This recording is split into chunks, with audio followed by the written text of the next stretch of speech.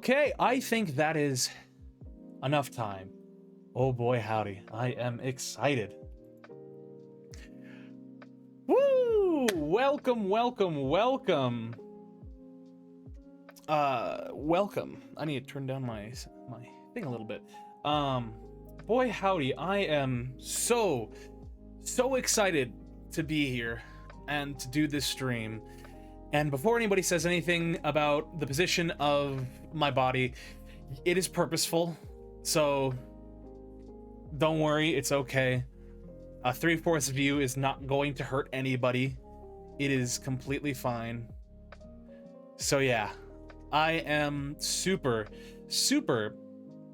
excited for this to finally happen, because today is the debut of our show. The VOD also stands for VTubers on Demand. And you're 3/4 panicking. No, don't you mention the positioning of my body. Stop it, Apophis. Phantom, it's okay. You don't need to panic. I'm a little nervous. I'm a little scared. Just because this is a new project that been planning for a while with the help of my wonderful artist Apophis right here. He has been able to help me through.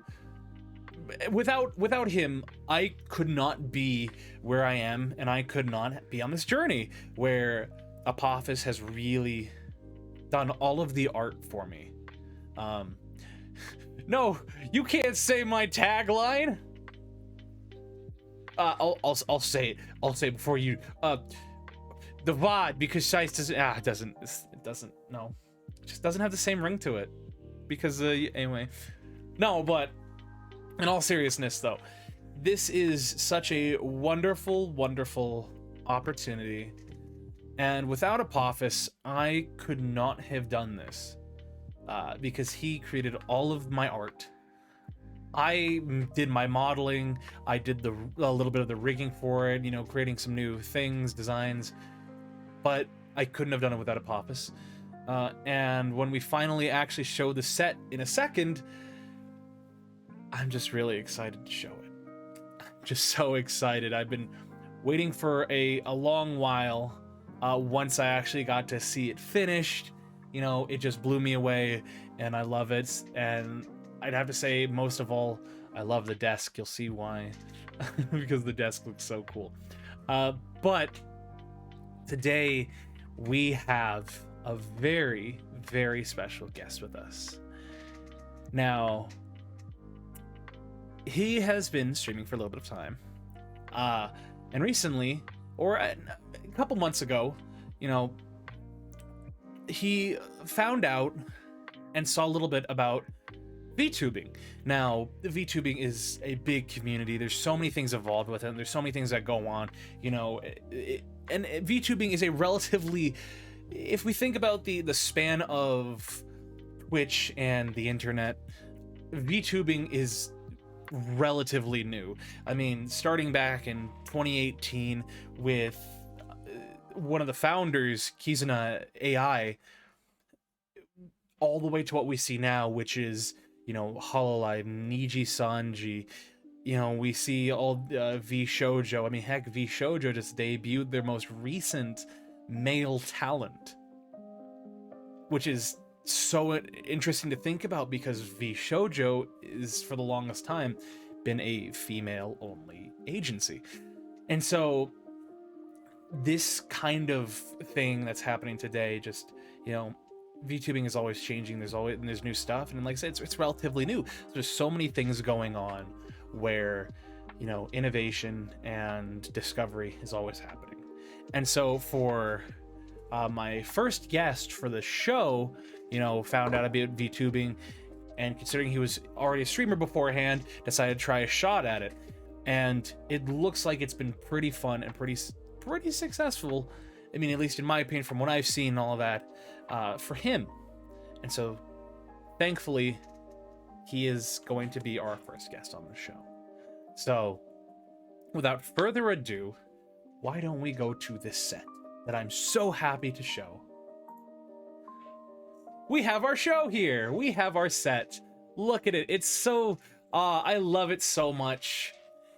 And with me right now, let me adjust my chair.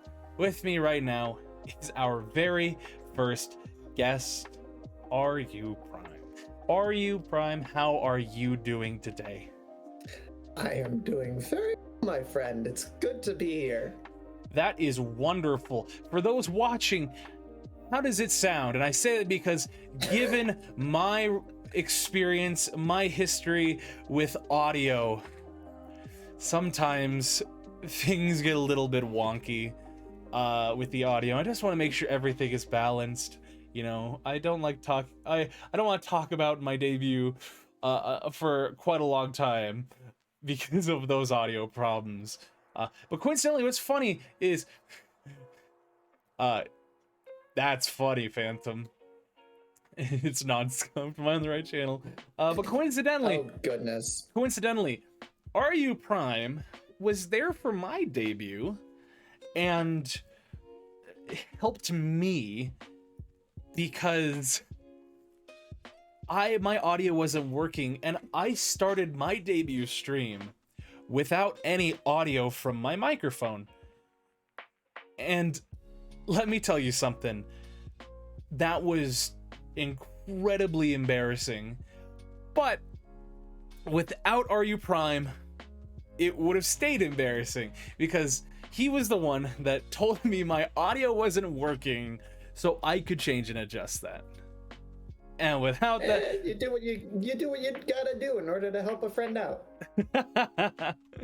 that it is. Thank you. Well, thank you so much for coming on the show again. Welcome to VTubers on Demand, or the VOD, because size doesn't matter. With us is our first guest, RUPrime. So the first thing I want to ask you, the first thing I want to talk about is, who are you? Like, who is RUPrime? That is a very good question, my friend. Well, I'm just a little guy. I just like to chill and hang out on the internet and play video games. Honestly, that's really it. I like to play video games. I like to hang out with friends. I like to hang out with my family and just be a silly little guy. You know, I mean, that sounds really the right way to do this. I mean, like, for me, hanging out with friends and just like being able to kind of do that is just that is the dream of streaming and VTubing, is to do that with friends. I mean, heck, having an audience and just having people who watch you is just it's so dramatically different than performing like on a stage, because I learned that you also in your spare time also like to perform on stage. Is that correct? Yes, I do. There was a time my university that I attend had some comedy clubs, and all forms of comedy: stand-up, sketch, improv. And I started off with improv, and I moved into sketch comedy and then stand-up comedy after that. But yeah, I've been up there on stage as a real individual instead of this virtual thing you see in front of you, making an absolute fool of myself. And all I've really done is just move that onto the internet. Oh, that is wonderful. Now, because you were talking about improv, have you seen any applications that you see from that on stage performing transitioning into streaming? Because I know a lot of people, when they talk about that, they're just like, it's good to have acting skills for streaming. What do you say about that? I definitely can agree with that. The whole point of streaming is engaging with an audience and, putting forth yourself in as genuine a way as you can, but also in the most entertaining way you can. And to me, that right there encapsulates improv, whether it's improv comedy or improv drama or any sort of acting. improvisational acting. It it's a give and take between the streamer and their chat and anyone else they have on their stream and whatnot. So yes, I have thoroughly used the skills that I've learned through performance as a streamer. In fact, a couple of my channel redeems are straight up improv games. You're kidding. I am not. I have a redeem for Jeopardy and Epitaph, which are a couple warm-up games that we play in for improv comedy. So how did those go? Let's take Jeopardy for example. How does that go? Well, a chatter in my stream will redeem Jeopardy, and I give a brief explanation of how it's done. I give you a category, and the individual who redeemed it will give me a item from that category. So like types of cheese. I'll say types of cheese, and they'll say something like mozzarella. And I then have to come up with a Jeopardy style question for which mozzarella is the answer. And hopefully it's going to be funny. Then if that's the case, do you mind if we do something like that right now? Go for it. All right. So let's see. You said just in. Can you kind of start like give me a prompt or like a way to give you something? Okay. I was not expecting us to get into this portion this quickly. I'm unprepared. But isn't that the nature of improv? Shut it, you. Okay. What's something you would not expect to find in a bread box? A thermometer. Okay. Thermometer. I have no idea where I was going with this. I apologize. I've lost my train of thought. I think it derailed about 3 sections down the track. What are we talking about? We're talking about improv. So it was a... Well, folks, this happens in improv, where you just straight up lose track. You know, I will say though, because like I think we're measuring the temp of a bread box. You know, so I'm actually happy this kind of happened a little bit because I've seen. Have you seen the show Whose Line Is It Anyway? Oh yes. In fact, I kind of stole the Jeopardy idea from. Well, it's not exactly Whose Line Is It Anyway. It's sort of the Vegas version of the show. Oh. It's called Improvaganza.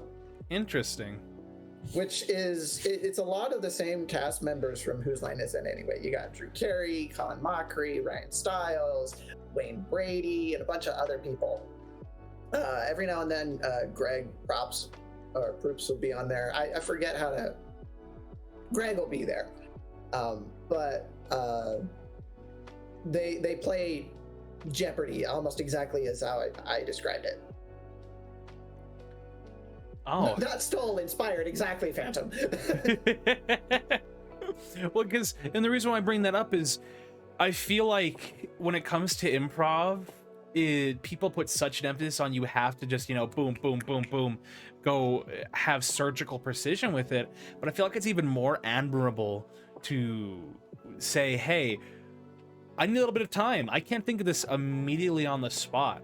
Because I feel like that can sum up streaming really well. Because I know there's moments for me at least when I'm thinking of something, I'm just like, this could be funny, but I'm like, I need to sit here and I need to wait.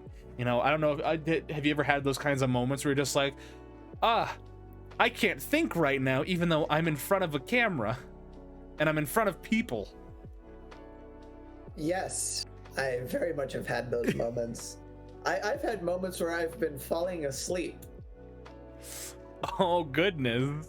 Yeah, for the task I was working on, because I traditionally stream Minecraft, which is a lot of big grindy work, like long digs and or big build sessions. Typically, big build sessions I can stay awake for, but if it's like very monotonous, like I'm placing a row of blocks and they're like hundreds of blocks long, I can get very monotonous. And there are times I will find myself blinking and I'm 30 blocks farther than I used to be. So you can, at this point, you can play Minecraft on autopilot. There comes a point where, yeah, you kind of get to that point. But what I'm doing, don't get me wrong, I love Minecraft. I absolutely love playing Minecraft. I'm never going to stop playing this game. Yeah. That game has been a major cornerstone of my creativity for the past decade. And but there comes a point where it's like, I don't want to do this right now, if that makes sense. Oh, that makes total sense. I mean, there are sometimes, like, I mean, heck, the stream I just had like a week ago where I was playing Payday 2 and I just kept losing, I just kept dying, you know. Oh yeah. Sometimes it is good to think about, you know, what I'm doing right now, is this fun, is this entertaining, am I happy right now? And like when that happened, as I was playing Payday 2, I was just thinking to myself, oh my gosh, this is not entertaining. I am losing, I'm dying, you know, I keep having to restart. And so it became it went to a certain point where I finished what I was doing, I stopped, and I'm like, you know what, guys? I don't think I can play any more Payday 2 right now, because I feel like I need to come back to it. I need to practice. I need to get good again and relearn the game. So why don't we play something else? And that's what happened. And talking about the improv thing, that level of vulnerability you can have with your audience and just be like, hey, this isn't working out. Why don't we try something new? I feel like it's something that new streamers should kind of think about. Oh yeah, being able to pivot is a very good skill to have. And you're right, it is vulnerable. It's scary to go out there and say, hey, I thought we were going to do X, Y, and Z today. We're not going to be able to do that. Because I made a mistake. I misunderestimated my enjoyment for this, my capabilities at doing this, you know, my enthusiasm for it, or I'm just not there today. And it's vulnerable to be honest with yourself about that and honest with your audience. It takes time and effort to get that skill. I don't have the skill as mastered as I would like. Yeah. But sometimes you have to, get the courage to say, I'm sorry, chat, I'm literally falling asleep at the keyboard right now. We're gonna raid out and I'm gonna go take a nap. Yeah, I mean, I feel like if there's anything that somebody could take away from this episode, I feel like that might be one of the biggest things, is just knowing your limits and knowing, hey, maybe this isn't the right course of action right now. And so, clearly, you got a good head on your shoulders with that. And so that's very impressive. So thank you. As I said, I'm still working on it, so don't know how much. I don't know quite what's holding my head on my shoulders just yet. Apparently it's a spindly little neck or something, but we'll see how long that holds up. Super glue in a dream.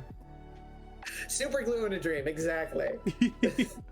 So shifting a little bit away from the improv aspect of it, what do you have an origin? Do you have anything about, you and about RUPrime? Because like something I was looking at is your heterochromatic eyes, heterochromia Yes. meaning different colors. So is there a reason for that? Is that just genetics? Is that, Is there a reason for that? Because it looks super cool, the contrasting of the green with the red, and especially with the whole with your appearance. You know, tell us a little bit about that. Tell us a little bit about you. Green. I'm sorry. Holy crap! My eye kind of is green. It was meant to be gold. Oh well, I have. Thank you, Phantom. Phantom gets it. I have color blindness, to a degree, and so to me, your eye looks green. It does. Well, according to your chroma keying, it's also green. Because if you notice, if I move over here, you can see the poster behind my eye. Oh my goodness! I didn't. Oh well. In that interesting. We're not gonna mention that. So the red and the gold eye, not the green, because apparently my rods and cones just don't work. Totally get that, my friend. Totally get it. Is there a reason for the heterochromia outside of it just being cool? To answer your question, long story short, no. Not really. I thought it looked cool. Honestly, the black, red, and gold color combination has always appealed to me. It is. I just love that combo of colors. It is a good series of colors.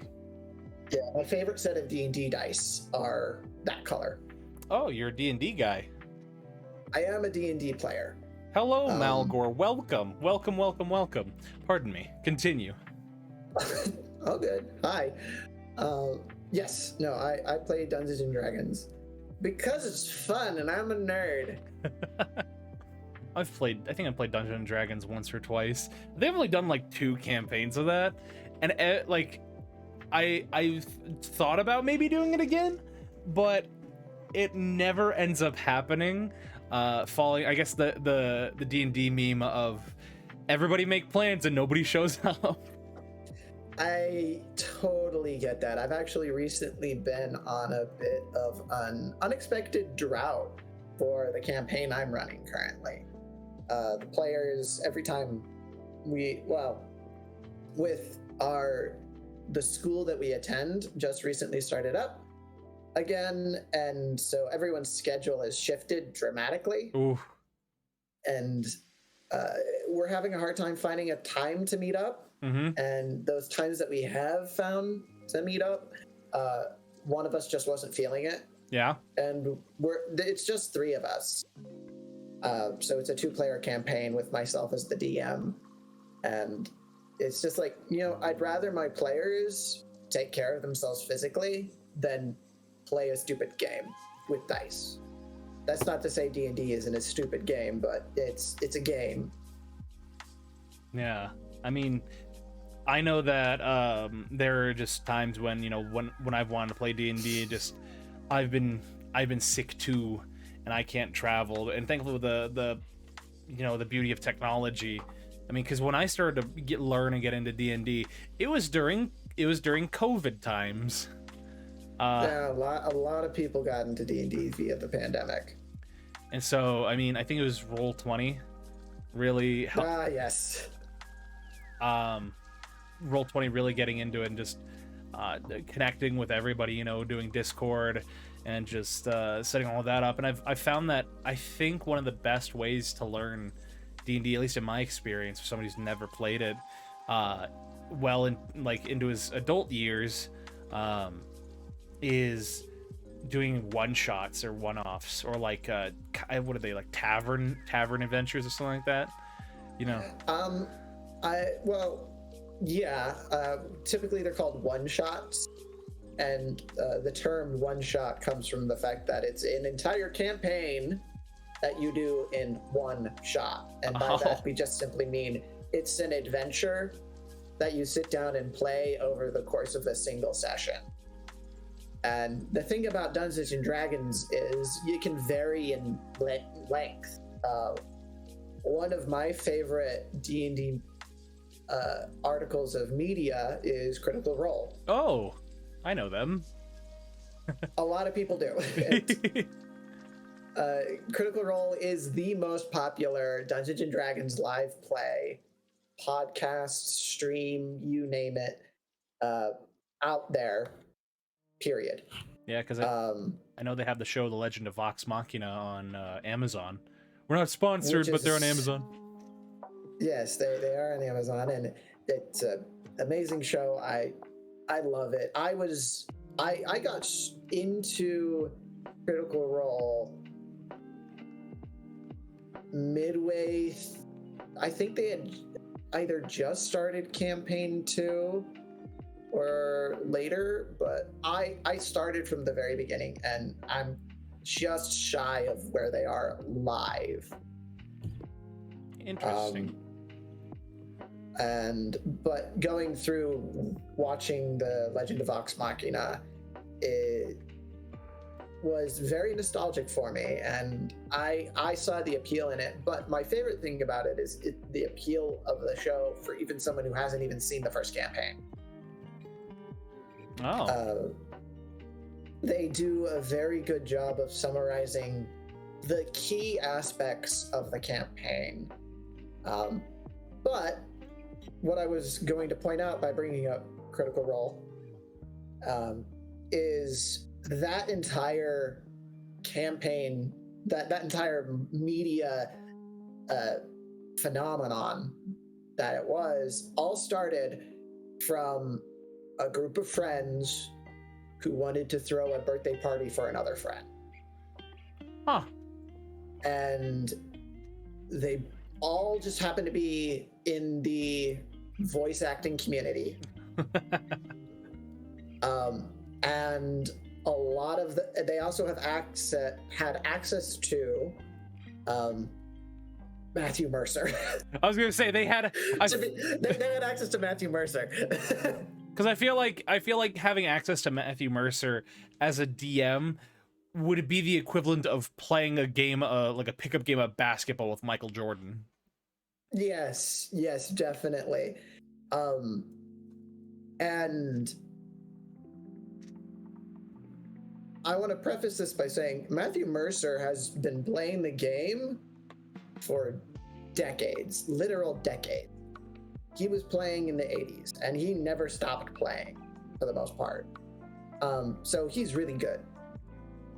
He knows what he's doing. But a good portion of the cast had never played Dungeons and Dragons before. Really? And never played it before. But it all started because I believe it was Liam. Yeah, it was Liam O'Brien wanted to play Dungeons and Dragons for his birthday. And he got a hold of Matthew Mercer and a bunch of his other friends and say, hey, it's my birthday. I want to celebrate by playing Dungeons and Dragons. Would you, speaking to Matthew Mercer, would you be willing to run a one-shot for me? And a bunch of my friends. Huh. And Matthew Mercer was like, yeah, totally. I'd love to. Do you mind if I invite some of my friends over too? They just also happen to be fellow voice actors. Yes, you kind of,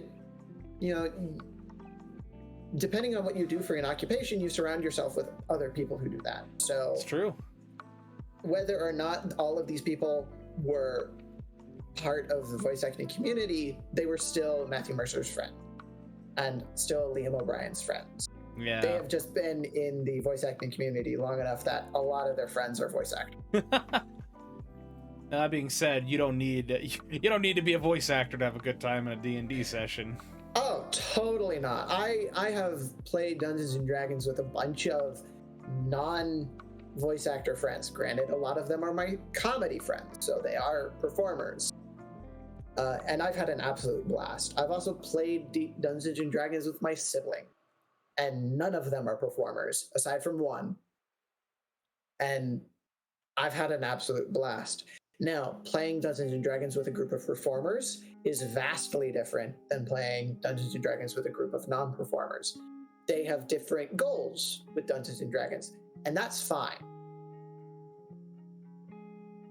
But a one-shot is really just getting together with a group of friends and wanting to tell a short story.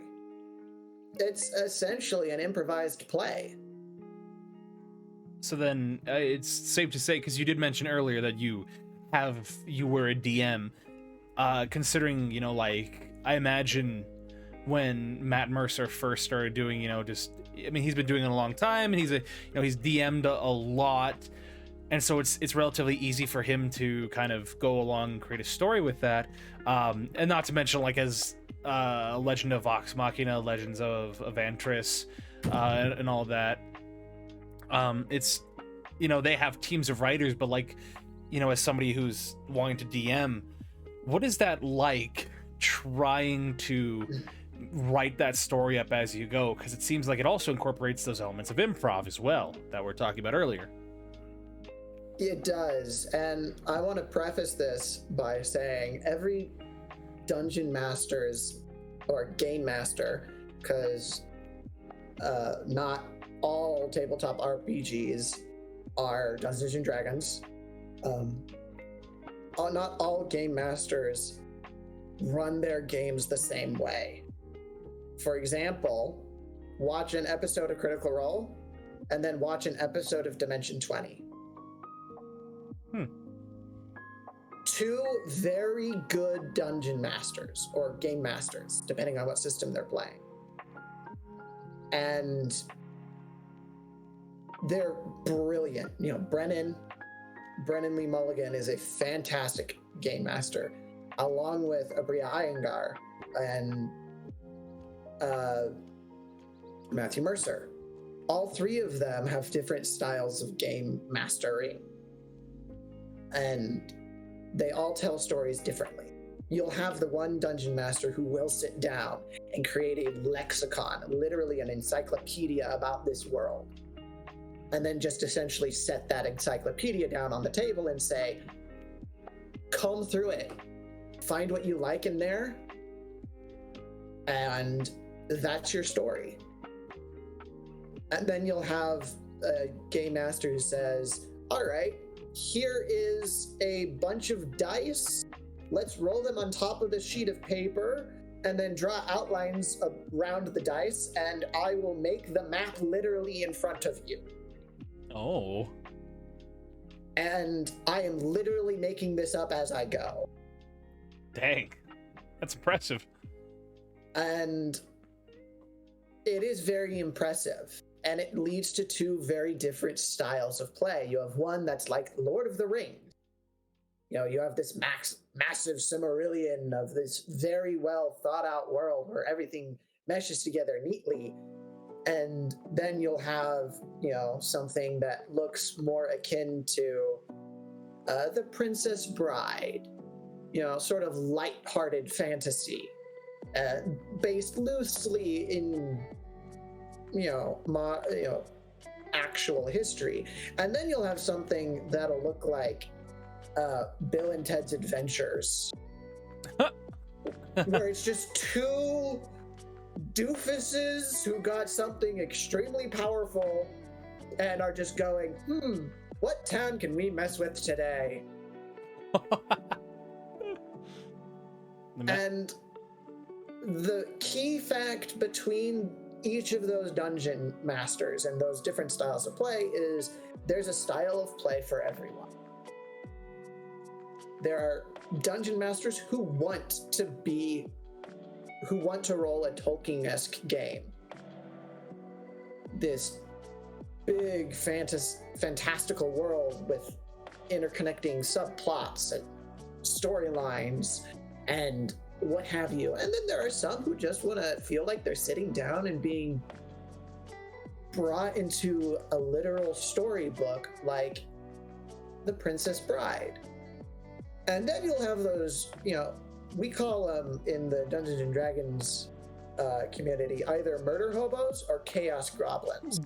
Or chaos gremlins. I'm sorry? Murder hobos or chaos goblins? Okay, chaos goblins is technically correct, but chaos gremlin is more accurate.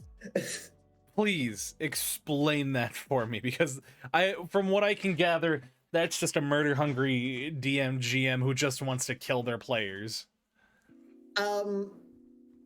Yes, you can have a murder hobo DM. Typically, it's a murder hobo player. Oh. And it's literally just a player who does what they can for the fun of it. It's going, oh, you have a shopkeeper, and your shopkeeper has the stuff I want, but I don't want to pay. So I'm just gonna steal. First off, that's totally acceptable to do, and is acceptable to do in any type of game. Mm-hmm. The murder hobo will steal, get caught, and instantly switch to I cast fireball. I Eldritch Blast. I Eldritch Blast. I turn around and stab the guard in the neck. Those are some bold words for somebody within fireball distance. Exactly. The most common sort of looked down upon aspect of a murder hobo Chaos Gremlin is a term of affection. Uh-huh. If someone calls you a Chaos Gremlin, they are being nice. Yeah. They're saying you are crazy and I love it. If someone calls you a murder hobo, that is an insult. Oh. They're saying you are crazy, you are ruining this game, we need you to stop. Ooh. So how do you find that balance? The balance is context. Oh. One of the most prominent Chaos Gremlins I have ever come across is a combination of Not the Brave and Jester Lavore. Those two are characters from Critical Role's Campaign 2. That's correct. Characters on Critical Role are Chaos Gremlins. One of them actually happens to be a goblin, which is great. But their whole premise is we do what we can because it's fun. We're not hurting anything. It's just a light bit of prankage. One of their sort of signature moves that I think they only got to do like once or twice is called Fluffer Nutter. Excuse me? It's called Fluffer Nutter. Okay, yeah, I just want to make sure I heard that right. Yes. Fluffer, like something is fluffy. Yeah. And nutter, like peanut butter. Mm-hmm. And the signature move entails a keg of gunpowder. Okay. And a firebolt. I think I can see where this is going. Yep. The goblin would run around the map, chuck a small keg of gunpowder in the air, dash away as Jester Lavore hits it with something on fire. See, it's chaotic. Because it's like, why would you do that? Just cast fireball. It sounds like it's the same energy as I bought the speedometer, I'm going to use the whole speedometer kind of mentality. Exactly. It's the we can do this, so we're gonna. Clearly I have so much to learn about D&D. Yeah. There's a lot to learn. Now, a murder hobo will do what they do because they can, not necessarily for the fun of it, yes, but only for their enjoyment. Oh. Only for that player's enjoyment. Huh. So, for example, a murder hobo, say, for example, you're in this scenario. Okay. You and your party are bunking down for the evening, and you get ambushed by bandits. All right. Your party very swiftly subdues the bandits and doesn't kill all of them. So yeah, can't stop, won't stop. So you've captured a good portion of the bandit crew. A chaos gremlin would mess with the captured bandits. Poke them with a stick. Yeah, poke them with a stick. You know, would pull little pranks on them, you know, but eventually would let them go, or whatever. A murder hobo would go, all right, we've captured you, we've got the information we need out of you. I kill him. I see. They're no threat to me.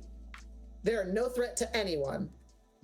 We have literally already completed the encounter. We are out of initiative. There is no good reason for me to kill this person. I'm doing it anyway because I can't stop and I won't stop. Someone is fleeing and they pose no threat to me. I'm sorry, you don't get away. Oh, geez. I'm launching a spectral javelin straight through your back, even though you are a defenseless individual. That's what a murder hobo does. Well, that is. They are violence for the sake of violence. They woke up and they were born and chose violence. Yes. Now being a murder hobo and being a chaos gremlin are fluid things. A player can be a chaos gremlin one game and not a chaos gremlin the other game. A player can be a murder hobo one game and not a murder hobo the other game. So it's very fluid in that instance. Sometimes it shifts mid-session. Sometimes it's different encounter to encounter. So just because someone is a murder hobo in one session doesn't mean they will be in the next. It becomes an issue when it's a consistent problem. Oh, I imagine as a DM that can be a little concerning to deal with. Yes, it can be very, very concerning to deal with. I luckily haven't encountered a decent number of murder hobos. I have played with a few players that I feel like would have murder hobo tendencies, but they haven't gone all murder hobo on me. Oh. This all started because I was talking about GM styles and I got sidetracked. No, that's okay. That's okay. That's why we're here. Yeah. In response to the question, what is my GM style like? I'm very much the by the seat of my pants GM. I very much employ the techniques of storytelling that I picked up from improv and from sketch comedy in the playing of my game. I like to keep it focused on the story and just plan what the bare bone structure of the thing. So, for example, in my current game that I'm running, the players have just recently left a plane of existence that they were sort of trapped in. They've just escaped. However, time has passed in the previous. So, let me rephrase what I'm saying. My players had died. Oh. And they have just recently come back from being dead. Oof. In the time that they were dead and in the afterlife, things happened in the material world. Oh. And they have no idea what happened. I do. Well, naturally. And so I would have planned out what was going on there. And I now sort of come up with a general idea of, okay, they've died. What's happened since they've died? This has happened. This is where they are going to come back. This is the situation they're in. I don't know how they're going to get out of it. I know that they will, because they're the players. They're gonna figure a way out. I don't know how they're gonna get it. A very common sort of trap DMs will fall into is they'll create puzzles and traps. And there's that, they come up with a way for the players to get out of the puzzle and trap. Here's the thing. You are not your players. You don't think like them. You have information they don't. Yeah. And even though you attempt to give them all the information they are going to need, they don't interpret that information the same way you would. And naturally, they're going to come up with different solutions. So it's hard to do this, but what you really need to do when you're trying to put together a puzzle or a trap for a D&D party is don't come up with a solution. Just create a problem. Just give them a problem. They will solve it. You know, it's up to them to come up with a solution. Now, will the solution they first come up with work? No, not necessarily. But they will eventually figure it out. You know, that just kind of sounds exactly like a Twitch chat, so to speak.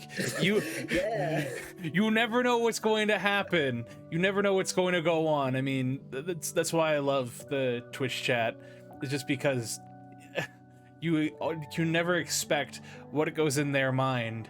Like for instance, my Twitch chat loves to call me a femboy, loves to call me a fembat, and now there's just kind of a thing in this channel where they sort of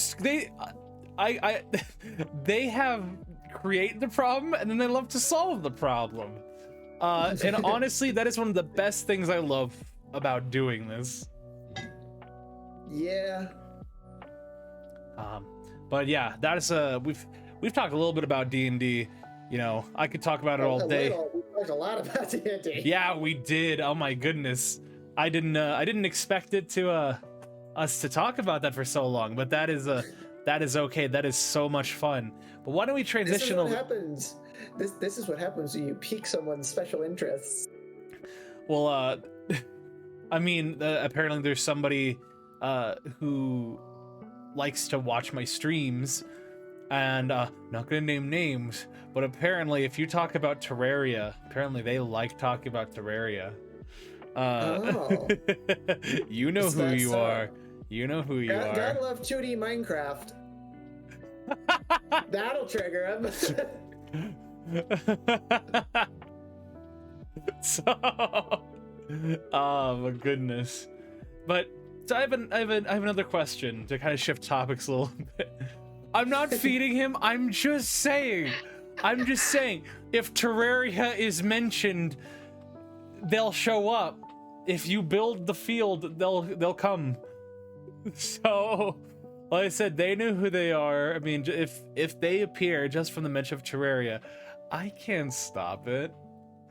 It's just like in Phasmo. If I say the ghost's name, they will come. Dun dun dun. But yeah, transitioning a little bit back to the VTubing, you started streaming a little bit ago, or rather, could it get killed in Phaz? Robe, not yet, at least.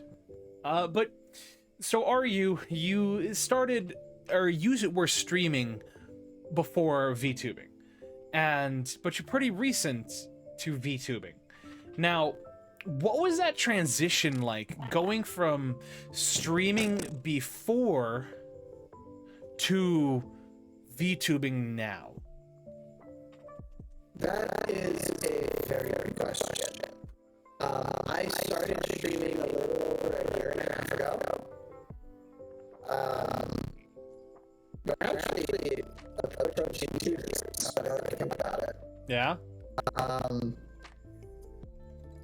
And you're right, for a good portion of my time there, I did not stream with a VTuber. In fact, even currently, I don't stream a lot with my model. Oh, that was weird.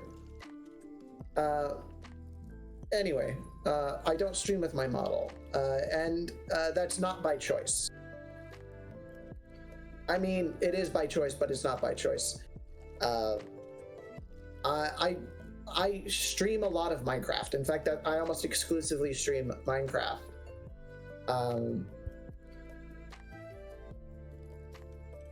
I had every intention of doing VTubing when I started streaming. It just took me a while to get into it. Oh. I don't stream with my model as much as I would like, and that's due to limitations on my hardware. I can't stream, play Minecraft, and have my model running all at the same time. I would like to find a solution to that, and I've been looking into getting a PNG of my model so that way I can have it up, and I'm not tracking anything at that point. So also a lot of Minecraft streamers are PNG tubers. That's true. You know what's interesting is there was a good like a streamer, like a debut that I saw that was mentioned to me, and it was this person named oh my goodness, I gotta come on, my there it is. Vogori Mortis was the person who I was referred to see. There's just this person who debuted recently, and guess what? They are a PNG tuber because like they're using not running with big old model or rig or anything like that, but they have a very wonderful setup that they can do a lot that I don't know how much it affects their hardware, but from what I've seen and what I've watched, just the PNGs are just super fun, super unique, and like it's so interesting to see how VTubers as a whole, like there's so many avenues you could go to. I mean, if you have 3D models like ours right now, you have the 2D models that use live 2D, and you just have PNG tubers and that just use a reactive PNG, and that's so interesting to look at that variation because realistically you can have all three as a single content creator, as a single streamer, and it's essentially a tool in a VTuber tool belt, or just a streamer tool belt as well. Yeah, there's options galore in this realm of content creation, and I find it fascinating that I was able to stumble into this, because I very much was stumbling into it, and I still very much am stumbling into it. You stumbled but did a double backflip and nailed the perfect landing. I don't know about the perfect landing bit. I'll give you an 8 out of 10 if that Perfect. Oh, but that actually kind of led, like this whole thing kind of led into another thing, which of like what, because you talked about Minecraft, like is that just the only kind of content you stream, like you play, or are there other things you do? So yes, ultimately is the question. I started my journey in content creation through YouTube.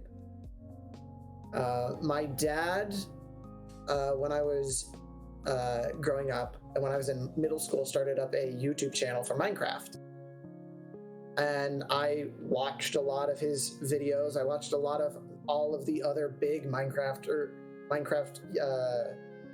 channels out there, B00, Generic B, Etho, Mumbo Jumbo, the big names in the Minecraft scene. I watched a lot of them, and I knew that I would really like to do that.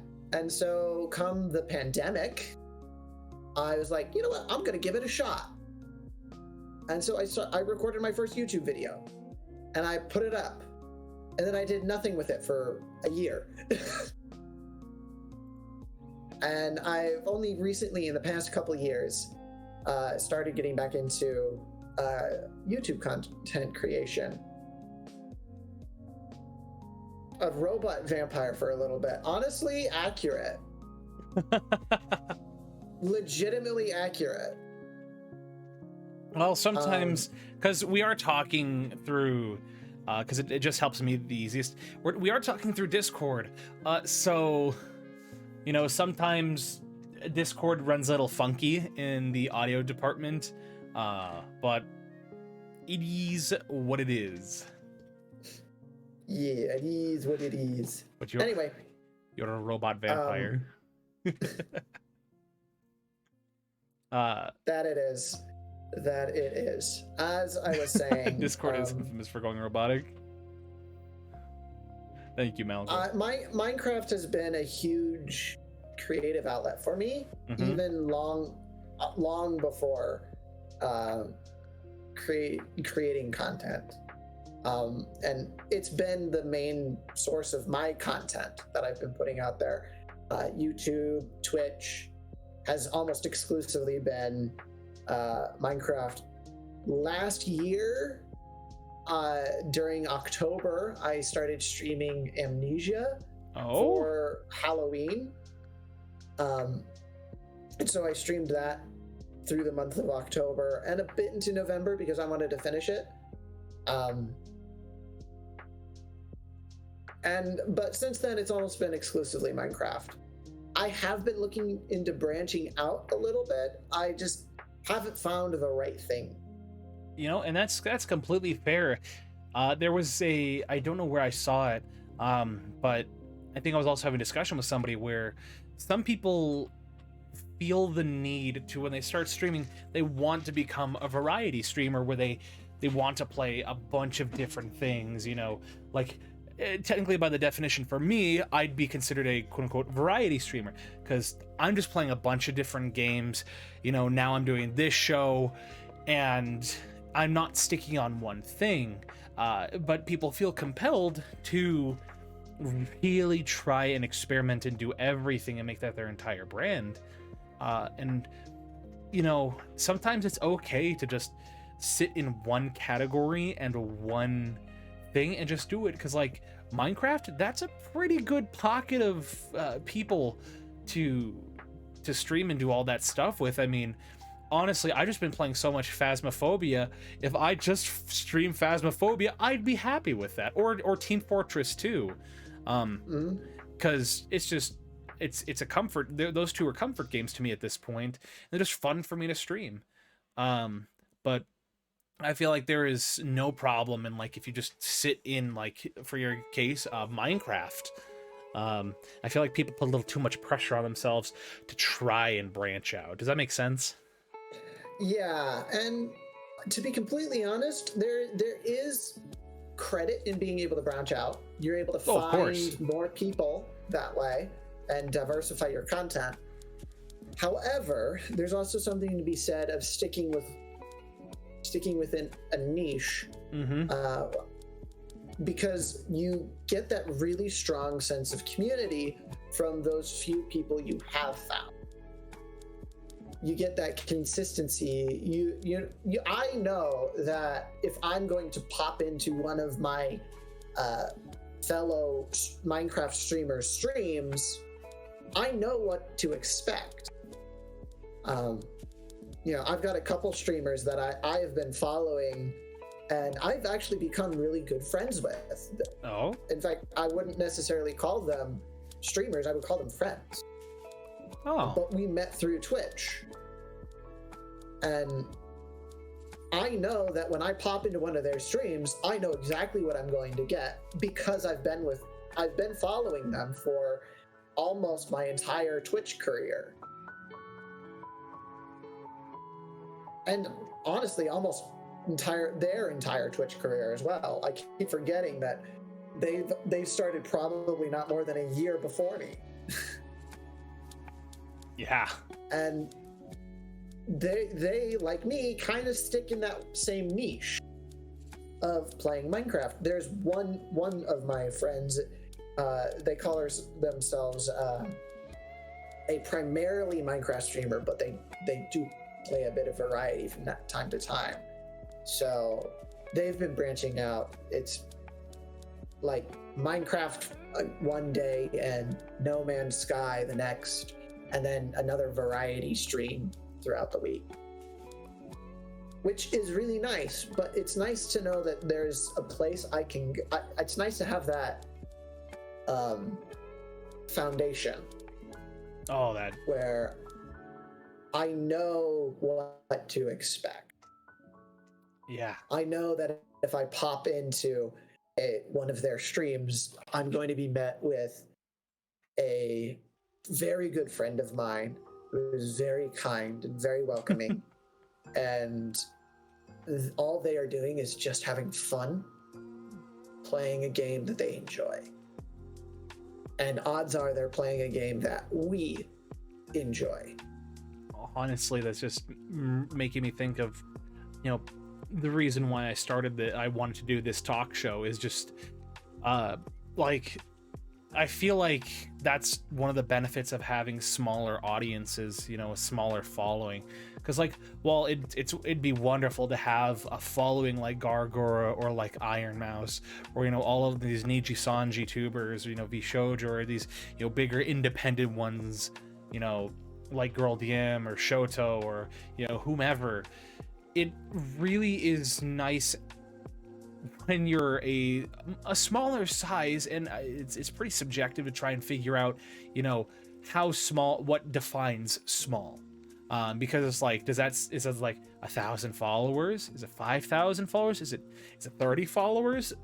So, but the point still stands, is like, it really makes you grateful to have this small group of people who are following you in the start, and if you end up continuing on the path and growing, seeing who stands by you and who supports you the entire time, and it makes you super grateful for just that level of intimacy you have with your audience. Now, of course, at a certain point, you get big enough where you realistically can't do that. I mean, that's when you start to experience parasocial relationships, which, if you don't know what parasocial relationships are, it is when a relationship is one-sided, where a person tries to engage in a relationship where the other party does not even know you exist.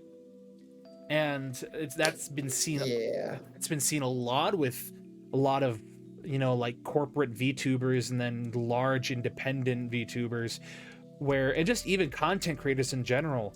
I mean, the biggest thing that stands out to me is something like Markiplier, where I think it was his 12 million subscriber special, where when he saw all of these people saying thank you, or just that they love him and his content, he started to break down and cry. And when asked about it, the reason why is because he said, because you get to a certain point where you cannot be and interact with these people. You know that these people are people who you're never going to see, and you'll never know who they are, because at that point, while you do say and you do talk about how you have, at this point, Markiplier has about almost 30 million subscribers, I think. Maybe he's over, I don't know. But when you get to that point, as much as it sucks to say, at that point, it just becomes numbers. And so, as Robe and Malgor are saying in chat, that smaller people, it's easier to find and like them. Malgor, I have followed more than a few streamers, 1 to 2 people in chat, until they have about 100 plus, and in every case, they have to let success change who they are on a fundamental level. Malgor, that is a very, very true statement, because at a certain point, you grow, you get that big, and you kind of have to sit there and be like, because as Markiplier stated, that's when he changed as a content creator, is he's just like, I'll never be able to talk with these people. I'll never be able to interact with them on a personal level. Now, I'm not saying that, everybody's going to come to that existential crisis, and, it's not going to be like that. But it just, when you're a smaller VTuber or a smaller content creator, it truly makes you grateful for the people that come in, who talk, who interact, and you can be there and be on a more personal level with them. You know, and if they experience more success in growing, that is great as well. But, you know, it makes me happy when if I can have smaller content creators on this show like yourself, whereas just you have those dedicated people that you see since the beginning. I've been on my soapbox long enough, you know, my motivational speaker soapbox long enough. So do you have anything you want to add to that? I mean, beautifully said, my friend. Beautifully said. Yeah. Honestly, I have followed a few streamers who get, you know, thousands of views consistently, and I've, you know, popped in one or two times, and it's just like I'd rather just watch your YouTube videos. I get the same experience there. In fact, I get a better experience there because then I can watch it on my own terms. I can pause, I can rewind, I can see the funny moment over again, make sure I didn't miss anything. But when it comes to the smaller content creators, yeah, totally. Those two streamers I was referring to earlier are relatively small. They're bigger than me in the fact that they get, you know, on average, you know, 15 to 20 views a stream. One of them is actually getting upwards of like 50 a stream, but he streams for 12 hours on the weekend. You know, just on Saturday alone. That's nuts. It is very nuts. He takes a break for dinner in the middle. He's actually currently live. Well, that's what a coincidence. Yeah, but he's made it his point to remain there for his chat. He will regularly just stop playing Minecraft. Minecraft will still be up on the screen. He'll still be in the middle of a project, but he will just straight up stop what he is doing and just talk with chat. He will say, all right, guys, give me a moment. I've missed a lot in chat. I want to be able to have this conversation with you all. Let me go through, read out the chat, and catch up. Yeah. That's a regular occurrence on his streams. It'll happen 2 to 3 times. Granted, that's 2 to 3 times over, you know, 12 hours, but still. Yeah. I mean, Malgor is saying, I've noticed that change seems to happen at 40 to 50 people in chat. And that does tend to happen at that point, because then if you have people talking all at once, then that will occur, where suddenly you just kind of have to blaze past and pick out the things that you want to see, and you don't have time to respond to every little thing. But then there are those people that are chatting that you do take the time to notice. Like there's this streamer that I'm sub to, where she does a lot of just chatting content, and she regularly has about, you know, with that about 100 to 200 to sometimes 300 or 400 people they're in the chat, or just watching, and then probably like 20 to 40 people chatting all at once, you know. But what's interesting to me is that as she's doing this, somehow she's able to acknowledge and respond to almost every one of them. So as you get older, as you get bigger, I will say it does certainly depend on how much effort you're willing to put in to some of these things. 'Cause like if you're just yesterday, I think it was Thursday. Just Thursday, I saw a stream of Connor CDog VA with Ludwig and I want to say there was about 22,000 people watching both of those two, because they were in Japan. You know, Connor lives in Japan. Ludwig, I think, took a trip there. But there was 22,000 people, and this was a travel stream.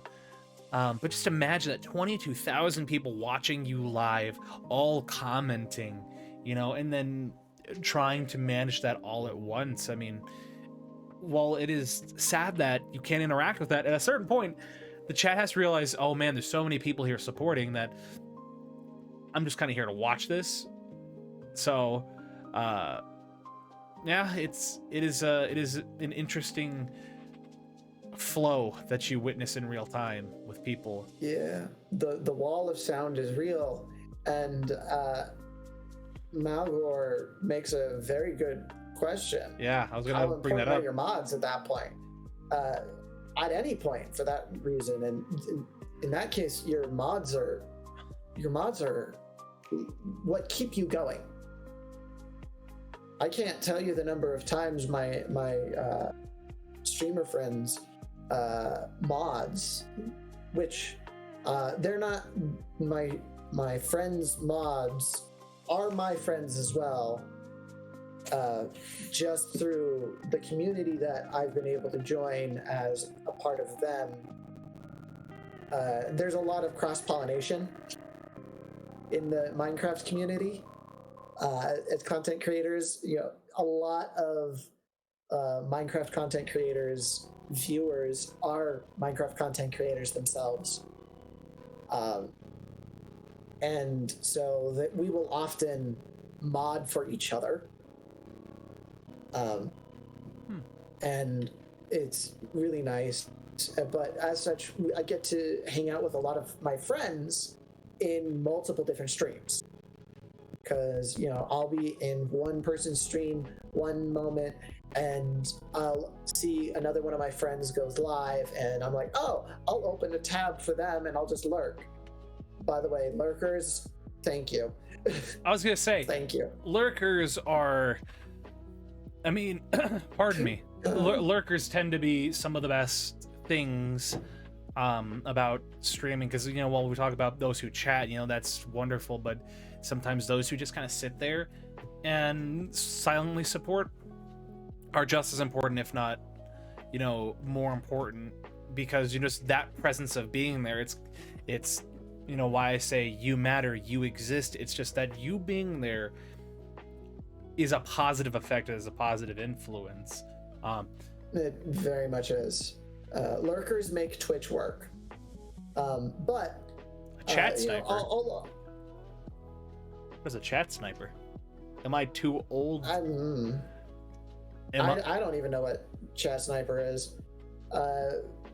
Maybe like put in like one or two, like a chat every so often, possibly.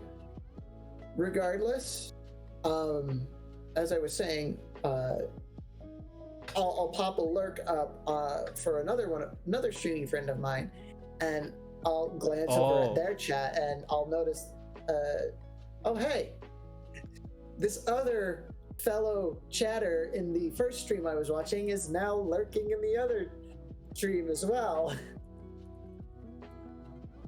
Yeah. I had something I was going to say, and they're totally professional. We're totally professional, because I remember what. Oh yeah, it's about I guess refresh, like apparently refreshing is something that is important. Like if you're gonna, because that's something I started doing. But a chat is someone who waits for the streamer to say something. Snipe it's like quippy. Oh, I see. Well, yeah, that makes sense. Well, just you being here, Malgor, just know your presence is acknowledged, and we love and appreciate you. That we do. But I just found this out apparently, because I lurk too, where, you know, I like to open multiple streams to try and help get people's viewer count up, is that apparently if you lurk, it's good to refresh your stream. That way I guess it refreshes the algorithm or something. I don't know, something like that. But it's just something I've been trying to do a little more, because it helps bump up those average viewers. So Yeah. there's my 2 cents on that. But Yeah, I will not divulge the number of streams I'm currently lurking on. Anyway. Oh, you know, just talking about streams and just all the Minecraft stuff. Sniper, I hardly know her. Thank you, Apophis, for the lovely insight.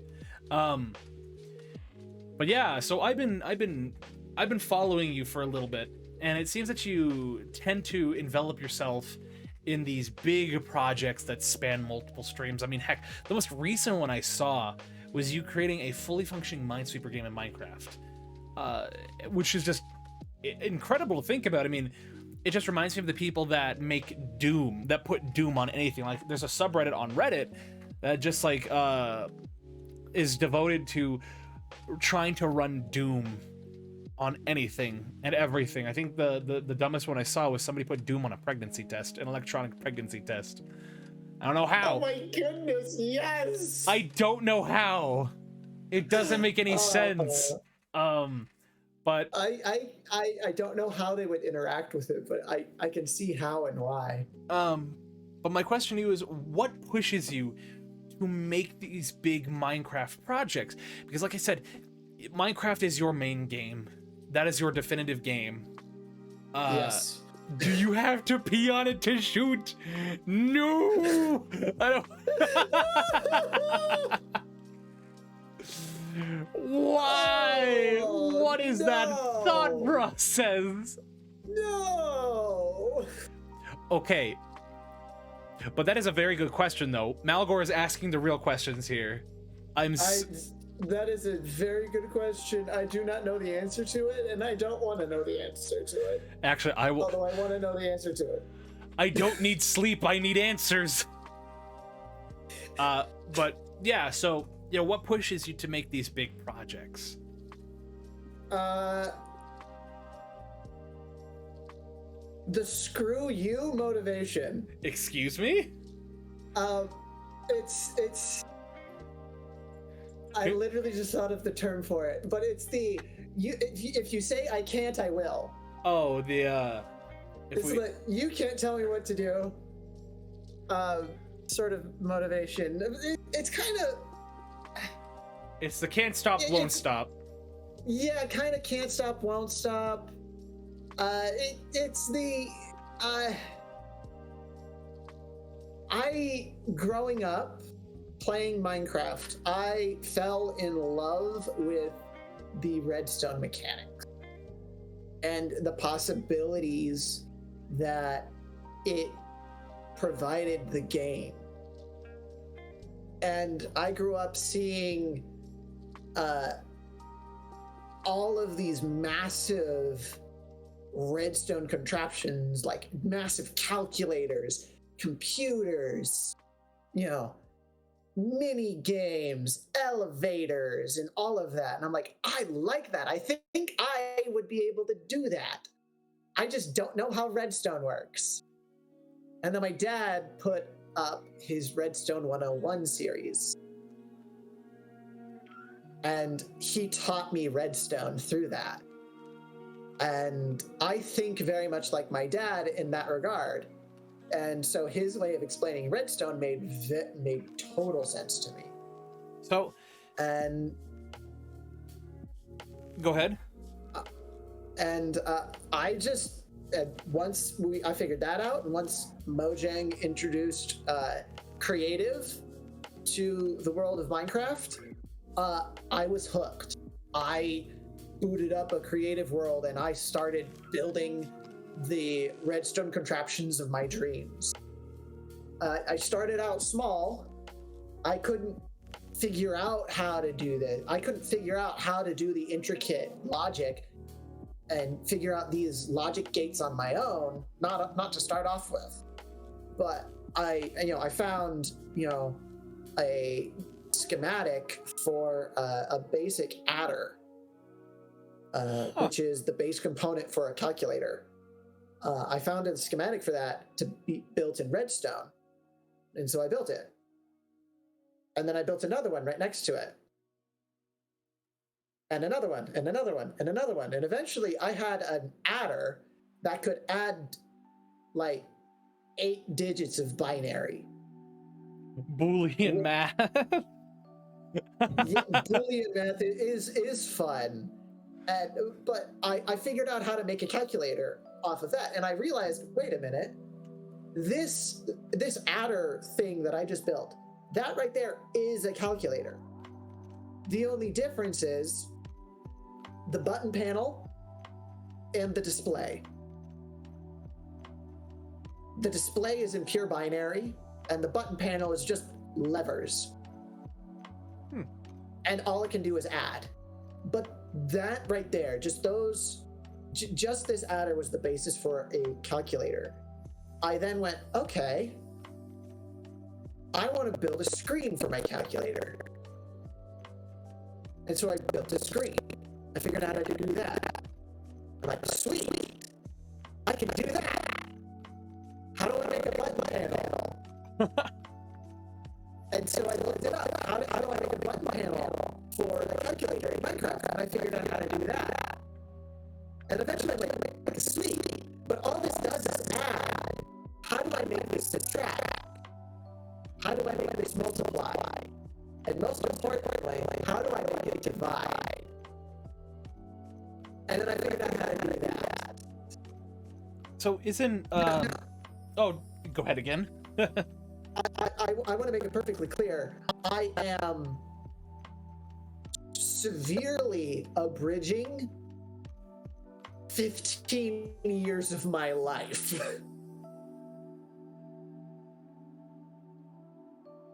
Oh, it's crunchy? Why is it crunchy? Don't worry, I can, because sometimes the internet connection's a little funky. Don't worry, I have an earbud in listening on a separate audio source so I can hear the stream itself.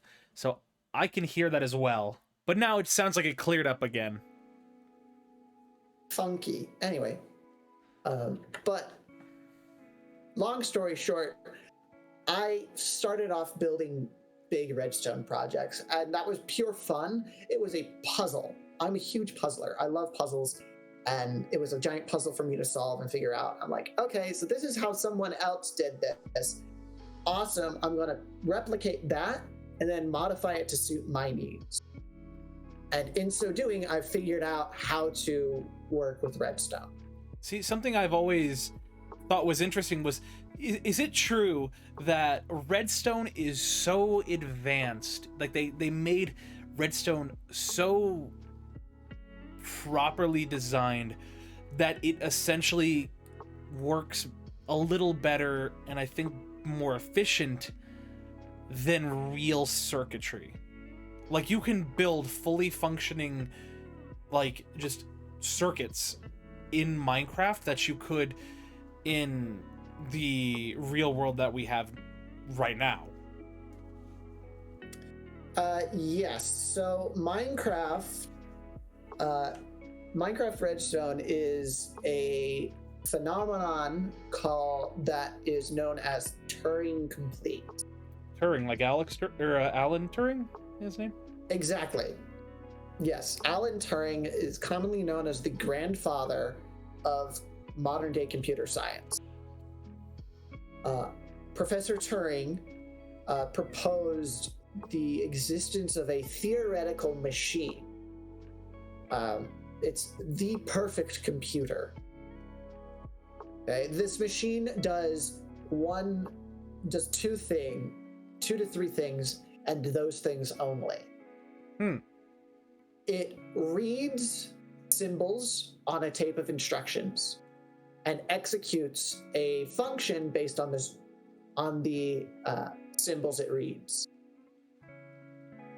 And that function consists of moving the tape left or right, and or using its second function, which is being able to write to the tape. In other words, change the symbols on the tape. That kind of sounds like the basis for punch cards. Yes. Yes. A punch card is a very good example of the tape you would use for a computer that ran on punch cards. In fact, I wouldn't be surprised if they got the idea for punch cards from Professor Turing. Because IBM has been around for, where is it? Let's see. Yeah, IBM's been around for a while. So IBM punch cards were they were introduced in 1928. It had 80 columns, nearly twice the number as the old card, 10 rows for coding numbers, and 12 in a modified version of the card introduced. When was the Turing? It's the Turing machine, that's what it was. Oh, interesting. So that's the Turing computer. So it appears Yes. so I guess IBM punch cards predate the Turing computer. Oh, I did not know that. Neither did I. Honestly, makes sense. Because then that's what it is. That seems like that's what Alan Turing would use. Yeah, I wouldn't be surprised in that regard. Point is this hypothetical machine, this Turing machine, is a computer. It's a perfect computer. But the idea is you have a system that can receive a set of instructions and then perform tasks based on those functions. And most importantly, those tasks can include updating the instructions. Huh. Which means you could theoretically get the machine into a loop. And there's a whole bunch of Turing complete machines out there. There are things that are called Turing complete, which are machines that qualify to be a Turing machine. A modern day computer is the most prevalent example of a Turing machine, a Turing complete machine. Oh. And what's really nifty is a Turing complete machine can simulate another Turing complete machine. Really? Yes, you can fit a Turing machine inside the instructions of another Turing machine. It says, in colloquial usage, the terms Turing complete and Turing equivalent are used to mean that any real-world general-purpose computer or computer language can approximately simulate the computational aspects of any other real-world general-purpose computer or computer language. In real life, this leads to the practical concept of computing virtualization and emulation. Huh. Which is essentially what I just said. That is exactly what you just said. Whereas a universal computer is defined as a device with a Turing-complete instruction set, infinite memory, and infinite available time. Yes. And that's what you were also talking about. Yes, the Turing machine is that universal Turing machine that you were just talking about with infinite memory, infinite time. Because, I mean, it can only read one instance of information and only take one action at a time. But if you give it enough time and enough memory, it can calculate anything. It's the first supercomputer. Yes, and I want to make it perfectly clear the Turing machine is a hypothetical machine. Yes. It doesn't exist. There's a model. Yes, it's a model that we use to study computer science. Let's see, because I'm looking at the Wikipedia page for a Turing machine. It says, a physical Turing machine model, which I'm looking at a picture of. A true Turing machine would have unlimited tape on both sides. However, physical models can only have a finite amount of tape. So it seems like the tape is the only reason why the Turing machine is a thought experiment. Yes. Yes. It's a thought experiment purely due to the fact that we do not have access to an infinite amount of paper. What if you just used a fabric that goes through and kind of cleans itself, kind of like a whiteboard, if that makes sense? You would then have infinite tape, but not infinite memory. Oh, dang. So, I mean, clearly there's people who've thought about this and, try and figure it out. Because I mean, at Yeah. that point, anything infinite, I feel like you, unless it's digitized, you can't have anything infinite, just because it wouldn't follow the laws of thermodynamics. Yes. In fact, nothing is infinite, including digital space. Oh yeah, digital space.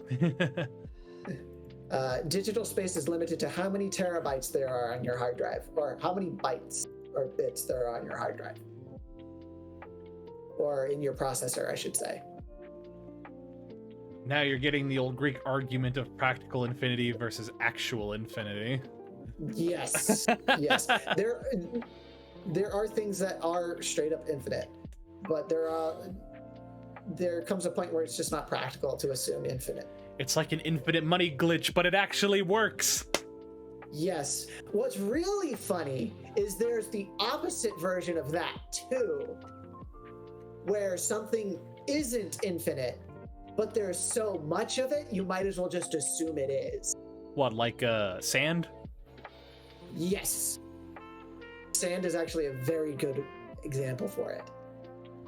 There is a finite number of grains of sand on any given beach. There's just so much of it, good luck counting all of it. Well, you give a man enough money and get to build a machine, maybe he could, but then again, then stupidity is infinite, intelligence is finite. In this economy? Kind of, yes, actually. I hesitate to agree with that statement, but you're not entirely wrong. Anyway, one of the neat things about, as I said, is about something being Turing complete is you can simulate another Turing complete system in it. So if you are playing a video game and it has a sort of technical aspect to it, in sort of circuitry in that regards, by definition, the fact that it's a simulation on a Turing complete machine, the simulation is inherently Turing complete. So then that's something I was thinking about that relates to that. So wouldn't the amount of materials and processing diminish exponentially as you are creating this? Like, for instance, so if I have the computer right now and I'm playing Minecraft, and inside I want to create a running model of Minecraft within Minecraft, then which has been done, which I imagine has been done. So then would the processes and the available materials be reduced exponentially? Because as you said, the possibility is finite, because they're like the sand, there's a finite thing, but it feels like it's infinite. And so can you create that Minecraft in a Minecraft in Minecraft, but with the amount of things required and the materials to make it, would that be reduced exponentially because you're essentially having the capacity of the thing you're trying to make? That is a very good question, and to answer that question, I'm going to use one word. Yes. Oh yeah, okay. And the reason is, just going off of the Minecraft example, Minecraft Redstone is extremely slow. Yeah. It's not FireWire, it's not fiber optic cables. No, it is not. It is extremely slow. So Minecraft Redstone operates off of a speed we refer to in the Redstone community called ticks. Mm-hmm. A tick is the smallest uniform. Could Minecraft in Minecraft play Doom? Yes, I will answer that question. The question is yes, it can. You would be getting one frame every 10 minutes. Oh, because because it still has to move. Because if we think about it, the game itself, you're essentially creating pixels within pixels. Yes, and that's exactly. That's because I forget that you can use that to change the the pixels, because if my screen right now is, you know, it's 1080 by 920, and so we can accurately represent or replicate that. But if you throw into Minecraft, unless you have 1080 by 920 like blocks, I feel like you can't get that crystal clear picture. There are ways around it. Yeah. First and foremost, you're right. There are concessions that one has to make. You could, in theory, create a perfect 1-to-1 pixel ratio of a game in Minecraft. So we're currently in the realm of theory. Yeah. Then you have to go into the world of practicality when you actually want to build it. Yeah, because like you're right. In theory, we could make a 1 pixel to 1 pixel equivalence replica of Minecraft. But here's the thing. A pixel by pixel screen in Minecraft is almost impossible to make using redstone. So a traditional Minecraft redstone pixel is actually 2 blocks by 2 blocks, not 1 block by 1 block. So if you're going to have a screen that's 128 pixels by 960 pixels, double that, and that's the size of your screen in blocks. So that's massive. You can't even render all of it. Are you telling me that Minecraft redstone follows the inverse square law? In theory, yes. Because when it's not a instantaneous thing, it has to travel. That's another thing, is redstone isn't instant. Now there are ways to make it instant. Command blocks. But yes, using traditional redstone, a Minecraft screen's pixel is going to be 2 by 2. You can do it using command blocks. Using command blocks would make it actually much easier. Again, however, if you're going to make it a full screen where it's a perfect render, good luck. Your computer's render distance will not allow you to see all of that without modifying the game itself. So I guess that's why it seems like it's much easier to create something like Doom, which, looking it up, Doom has an aspect ratio of 4:3, or a pixel resolution of 320 by 200, which is much more manageable to make with redstone and just colored blocks in general than, say, Fortnite or Valorant. Yes, and odds are, if you were going to do it in Minecraft using redstone, you'd be using redstone lamps, so the game would be in sepia. Oh, your computer is simply built for... Thank you, Apophis. Man. But yeah, no, a traditional Minecraft display is in sepia. It's yellow and red and orange, and it's unlit redstone lamps and lit redstone lamp. Good luck getting color. Without using command blocks, that is. Because I imagine, some people because I guess people also have learned how to make functioning PCs. Heck, they put Windows 95 in Minecraft. Yes. Now, I want to make it perfectly clear, a lot of these big redstone games and redstone contraptions, machines, are very, very laggy. I'd imagine, because it's processing. Yes, it's very laggy. Redstone is not instant. The moment you implement a torch, there is delay. The moment you implement any redstone component outside of redstone wire, there is delay.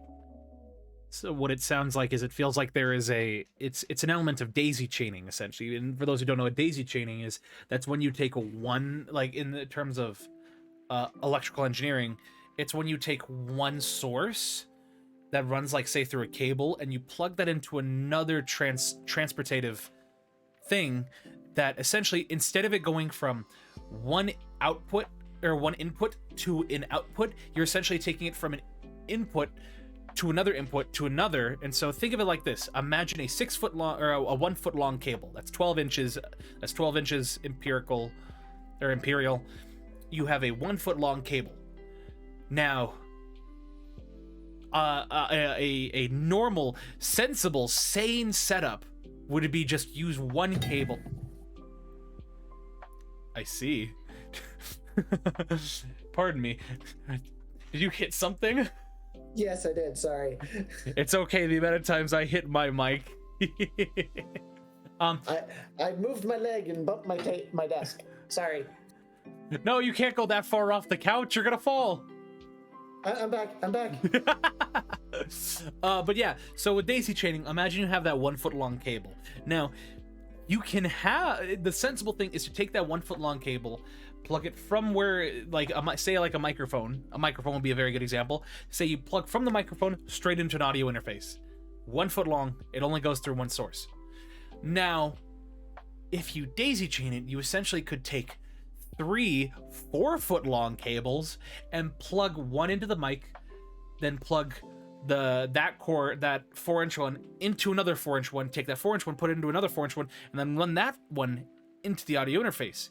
Now, why would you not want to do that? Because latency, it has to go through and pass through each individual one and has to kind of make sure it's converted and it fits the same sort of specification in each cord, each cable, and it slows it down because latency, again, it has to travel from cord to cord as opposed to just from one. It's going over bumps as opposed to going on a flat road. Yes. So, and that daisy chaining effect is a real thing in Minecraft computing. yeah, that's nuts to think about. I mean, just even then, how they can put that in Minecraft, I can see that, I can understand that, but like, how do you put that into an ATM? I mean, well, I can understand. Let me phrase that. I know how you can put it into an ATM. It has the display, it has the pixels, it has the processing, so to speak. But putting it like Minecraft, that's just so interesting to think about. How you can literally create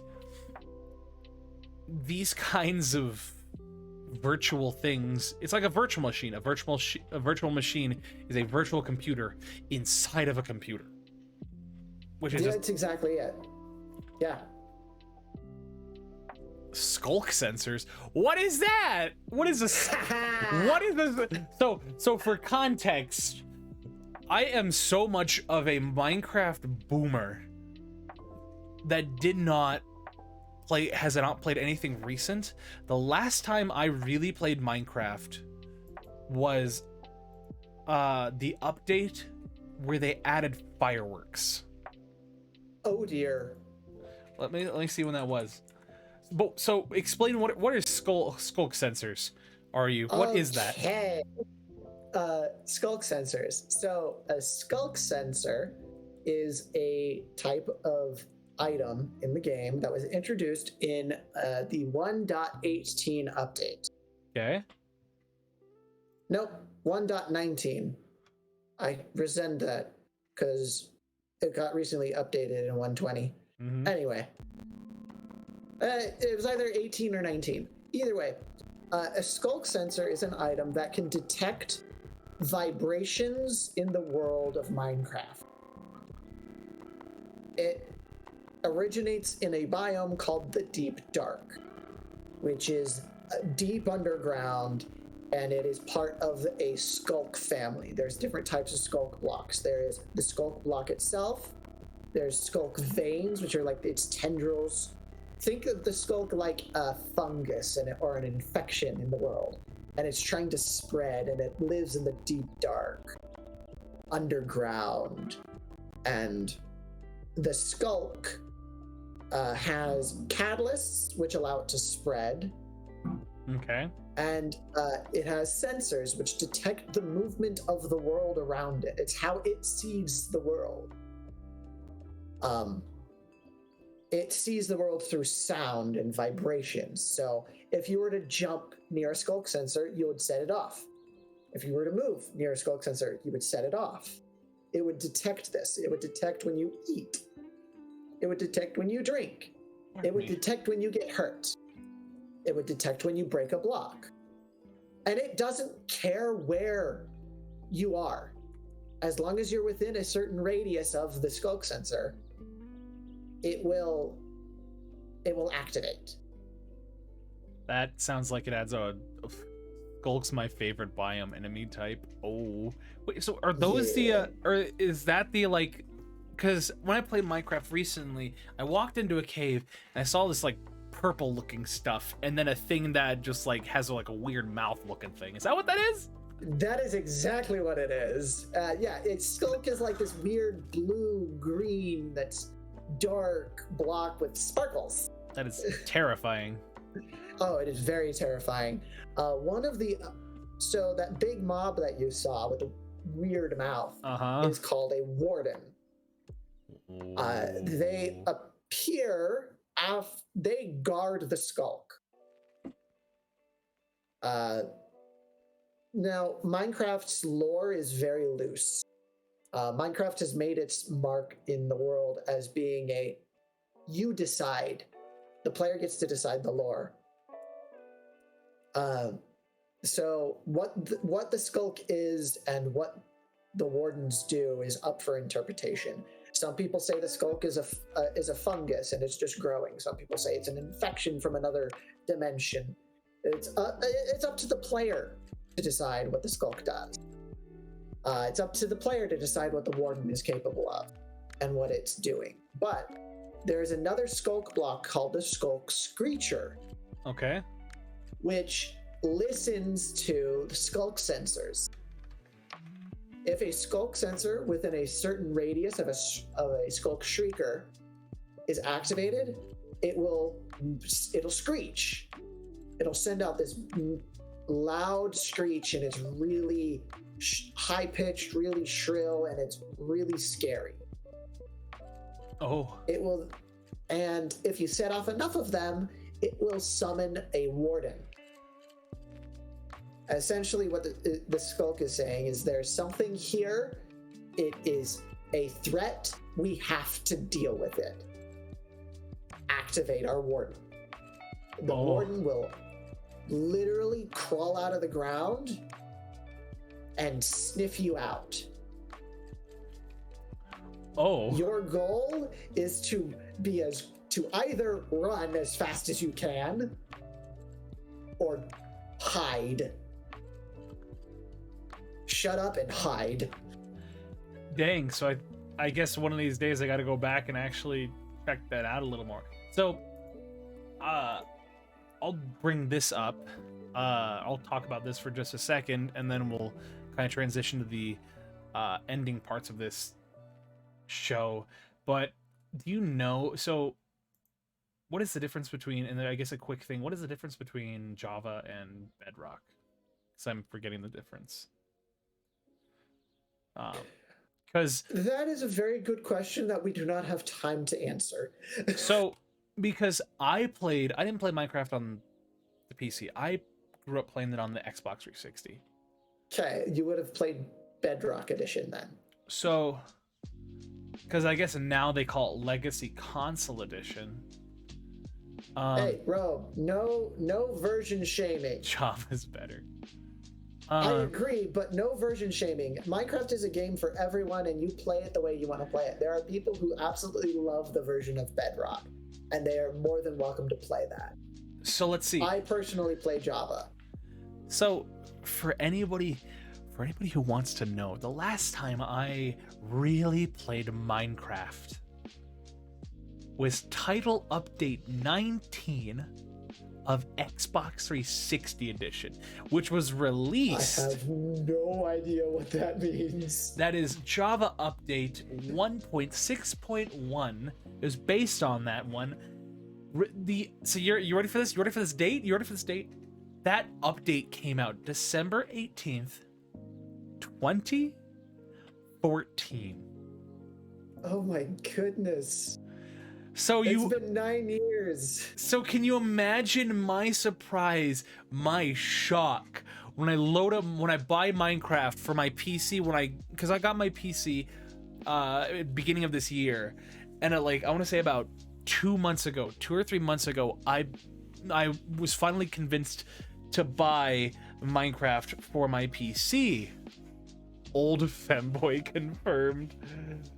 You know what, Robe? You are correct. But can you imagine my shock, my just surprise when I see how differently the game is on PC? I took a break for like 5 to 7 years. When it came to Minecraft, I just lost a bit of a drive for it. I've only recently really started getting back into it, and the content creation is part of it. But I kept my finger as much as I could on the pulse of Minecraft. It's just I didn't play it as much. However, I had a very similar experience coming back into Minecraft, because it's like I was gone. There was a couple years there where I was completely separated from the world of Minecraft, the world of gaming in general. I just didn't game.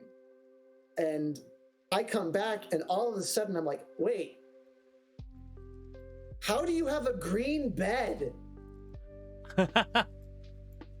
What is this colorful terracotta you are speaking of? I didn't know that was a thing. And I was like, what? Yeah, like when I saw, I can only imagine what it's like going from Bedrock to Java. Well, so, and then like when I was playing with my buddy on it, we go into this cave, and I'm like, why do I hear? Where did the normal soundtrack go? What are these sounds I'm hearing? What are these enemies? And he's like, oh yeah, that was the caves update. I'm like, what update are you talking about? Yeah. So I'm a bit of a Minecraft boomer. That, you know what, we were all there to some extent. So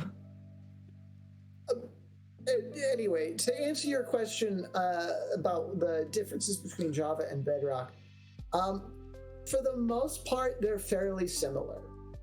There are very key differences, but they don't ruin the overarching gameplay, and the gameplay cycle are very similar. There's a reason they're still considered the same game, because they are. They're still considered the same. However, there are distinct differences between them, namely in the world of Redstone. Bedrock pistons are different than Java pistons. And the Java has what was originally a bug, but is now considered a feature. It's called quasi-connectivity. It is the most controversial feature of Redstone out there, and I love it. Well, I think that's something, because I anticipate we'll have you back here on the show. We'll just need to dedicate a little more time to that, because for those tuning in, this show for the most part, it's a 2-hour show. This is a 2-hour show.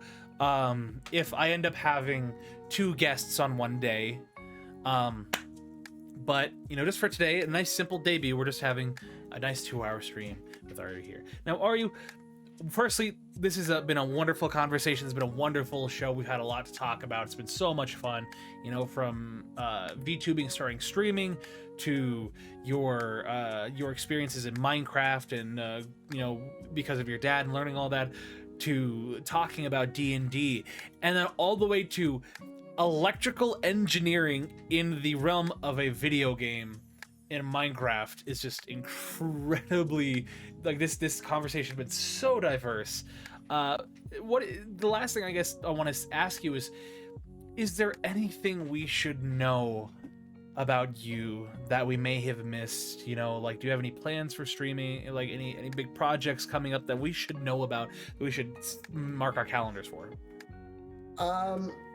Well, I don't have anything big currently. I am a college student on top of being a content creator. You and me both. And that honestly is taking precedence over my content. I am very, very close to finishing my degree, and I want as little distractions as I can. That being said, I am still always creating content. I stream at least once a week. There are a few weeks that I just don't, and that mostly is due to I'm just not up to it, and or I just forget, honestly. I typically stream on Saturdays. However, I didn't stream yesterday, but that was mainly due to the fact that I was playing Minecraft and I was having fun. Yeah, sometimes it's just nice to play games off stream. It really gives you a sense of appreciation for those games, because not everything needs to be streamed. It is, and a lot of, in regards to like big projects like my Minesweeper game, I do have another mini game akin to it in the works. I'm actively, well, it's sort of like on the back burner. I've started it. I've made some very good progress. I haven't finished it just yet, and I'm planning on finishing it. But it's nowhere near as big as Minesweeper. But I probably won't be working on that a lot, as again, I'm a college student. I need to focus on school. I want to get out of here. It is what it is. I completely understand.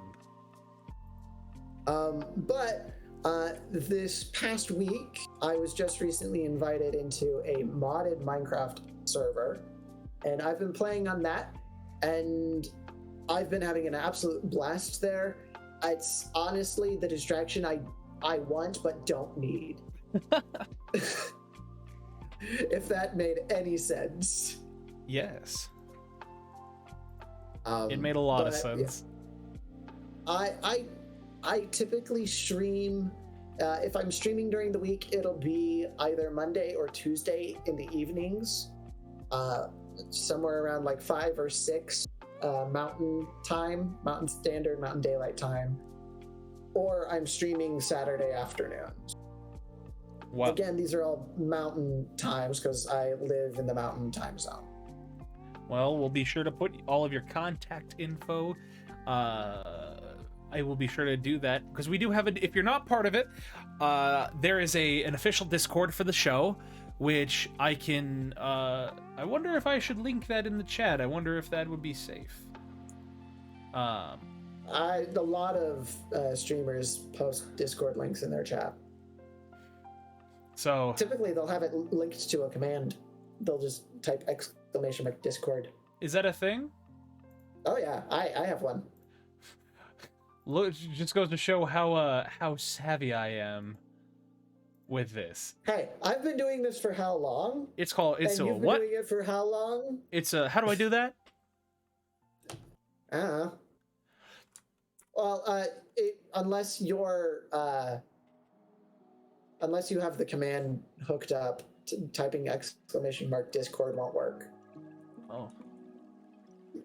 The streamers actively have to set that up. Oh, I see. Well, but that doesn't mean you can't post the link anyway.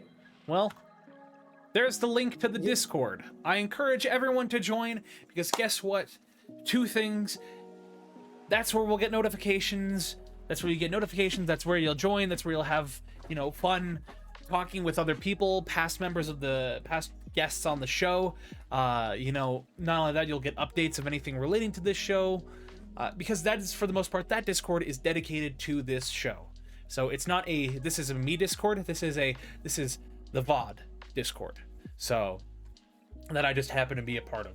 So yeah, I encourage everyone to be a part of it, to check it out. And if you want to be a part of this show, if you want to be a part of it, please come over join the Discord and see us there. You can talk to me, you can talk to my mods, and we can get you set up so you can be a part of the show, because we'd love to have you.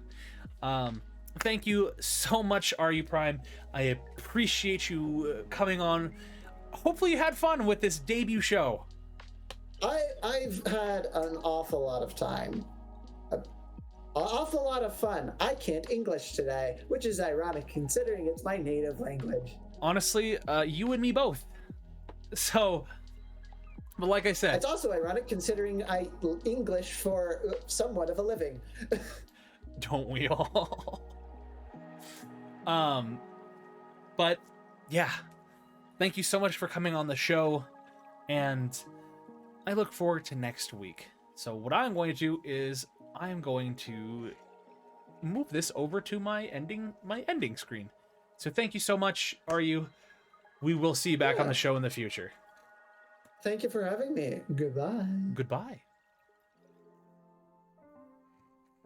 Well, this has been so much fun because I have gotten to meet so many awesome people, not only from VTubing, but also from just doing all of this. And this has been a truly, truly fun thing to do, like a dream come true.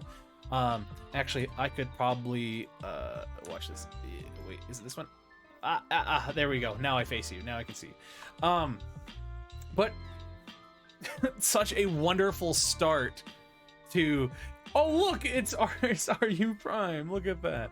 But it's just been such a wonderful, wonderful experience to be able to do this, and to finally actually debut it is something I'm so happy and so grateful for.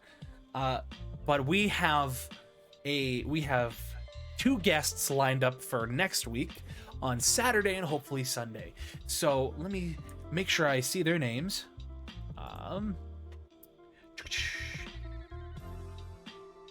Where is it? I'm professional. Well, I think it is I think it's Media Day or something along those lines. I need to look at that. But we're going to have a wonderful, wonderful guest with us on Saturday next week and on Sunday as well. And so, like I said, if you want to be a part of the show, please join the Discord and talk with me so that I can get you set up. I don't care who you are. I want to have you on the show because you have a story to tell and I want to hear it. And when I've talked enough, my next stream will be Tuesday. I have no idea what I'm doing, but I'll have a schedule out today on my Twitter at its_Valentine0. So anywho, I love you guys, and I will see you later. Bye-bye!